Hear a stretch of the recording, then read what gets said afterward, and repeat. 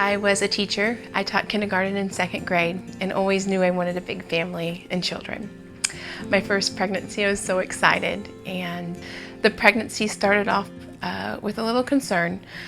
In the sonogram, the sonographer took an abnormal amount of time measuring the baby. And I remember looking at my husband saying, I feel like something's wrong. I feel like maybe she took a long time. But then the doctor came in and he took a long time measuring the baby. Again, this was my first pregnancy, so didn't know if this was right or wrong. But it was just that initial feeling that moms have. And I asked them, is there something wrong? And they said it was something that we couldn't talk about right now because they were unsure. So the next 2 weeks, I spent a lot of sleepless nights worrying what possibly could be wrong. When I went into the cardiologist's office, I was a complete mess, and she told me that my baby was diagnosed with Hypoplastic Left Heart Syndrome, which essentially means he was going to be born with half a heart. From there, I went to see the heart surgeon, and they kind of mapped out a brief plan of what would happen with Marty. They also asked me if I wanted to pursue with the pregnancy or if I wanted to terminate the pregnancy. Of course, my immediate reaction was, I want to pursue, because to me, it didn't matter if I was going to be a mom for 5 minutes, 5 years, 5 decades. I was going to be a mom. So hypoplastic left heart syndrome means one side of the heart did not grow. And the more educated I became on the heart, the better I felt like, okay, I can handle this. Marty was born March 30th. I remember there's so many people around during the pregnancy that the room must have had 50 plus people in it. He came out beautifully. He was breathing on his own. They took him away right away and put him in a special ICU unit. And there was a period of time, a couple days, that we couldn't see him other than through a window.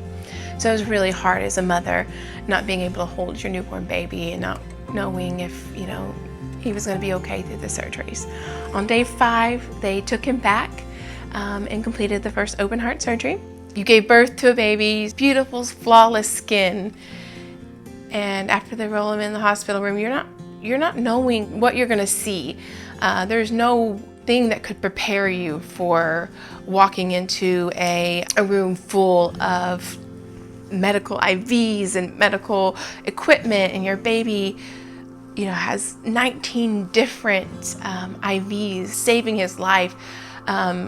It hits you like a blow to the chest. Marty was put into essentially a coma to keep him at rest, to keep him from waking up, because after heart surgery, he needed to lay very still and heal. There was many days that I spent next to his hospital bed playing music, reading books, talking to him. After that, we came home and tried to pursue life as normal. So we spent a lot of time in therapy and learning how to eat, walk, talk. So we had occupational therapists, we had speech therapists for feeding therapy. When they tried to feed him, he aspirated his milk, which means he wasn't able to swallow it. It went to his lungs.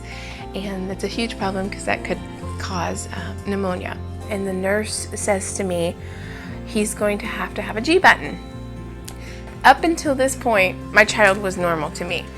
Once he had to have a medical device implanted, I lost it because I was not prepared for that. I had researched everything I needed to know or thought I needed to know about a baby with hypoplastic left heart syndrome. Nobody once mentioned a feeding tube.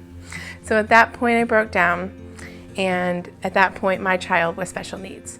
I fought it. I didn't want it. And it took a nurse coming to me in the hospital, putting her hands on my shoulder and saying, look, you have to do this for your baby's survival. I said, okay, I understand.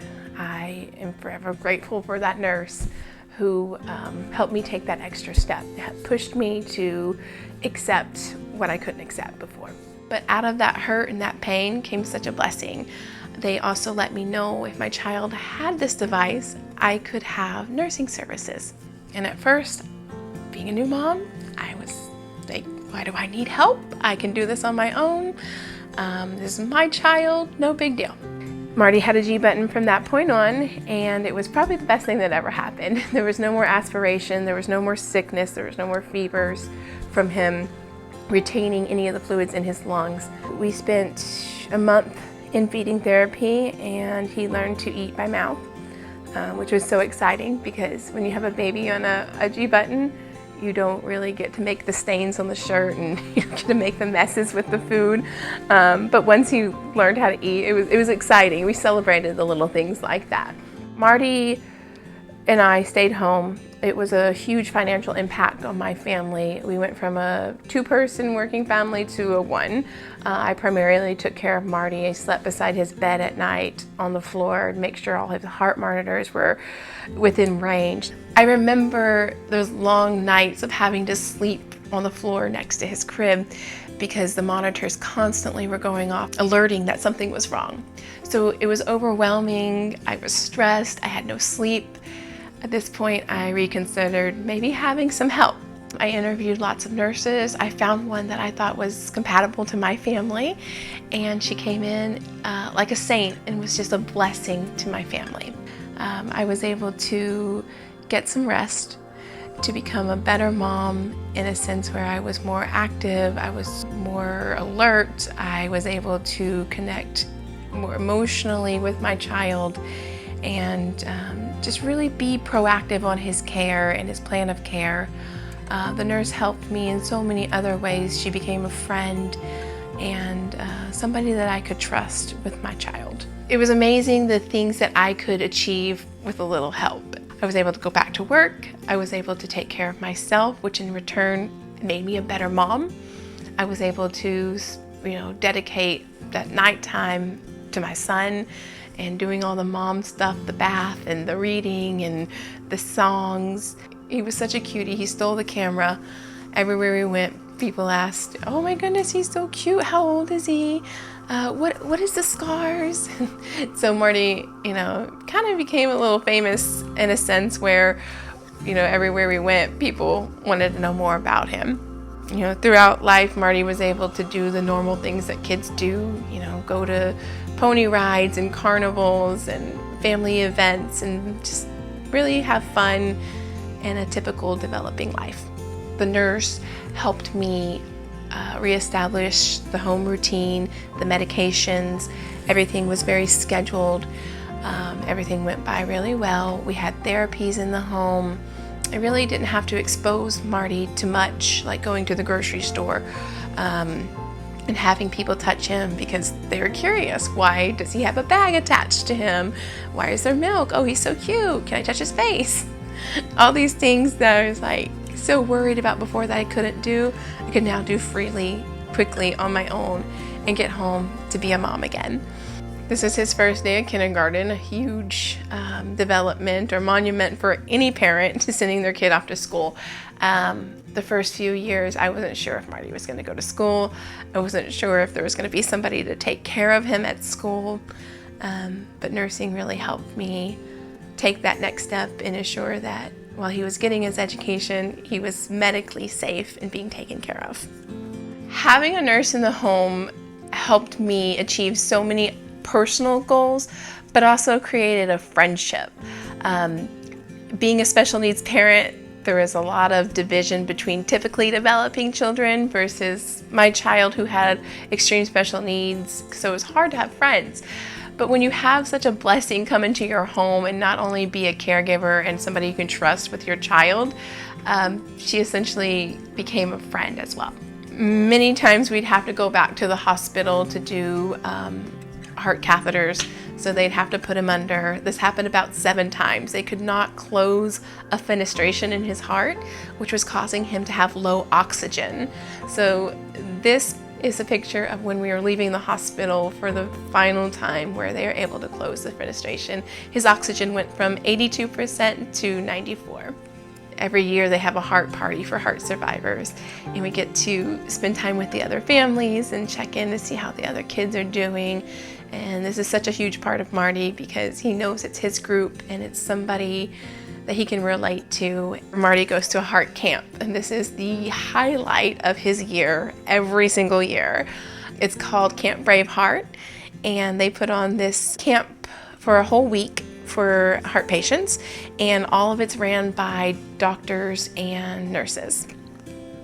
This is the first fish he ever caught. Marty's had many other opportunities, like Make-A-Wish. Of course, his wish was to go to Canada and meet the Toronto Maple Leafs. We also got to tour the Hockey Hall of Fame and meet all the players and go to the game. So it was a very special time during his life. Throughout everything, the one thing that I ensured in Marty was his faith. This is a picture of him praying that he was going to excel at being a hockey player. This is his passion and his dream, is to play hockey one day. And surprisingly enough, he plays ice hockey. I cannot, despite the doctor saying it's not a good idea, I cannot control who he becomes or what he wants to become, and I just let him live life to the fullest. This is Marty today, showing his strength not only in his heart and his faith, but physically. The first nursing company, it was okay. I had no problems with them. When I switched to Red Cross, it was a completely different experience. From the first initial meeting, the staff was so caring and so nice, to the first care package that arrived. There was a whole nother level of care that they were going to be able to provide for my son.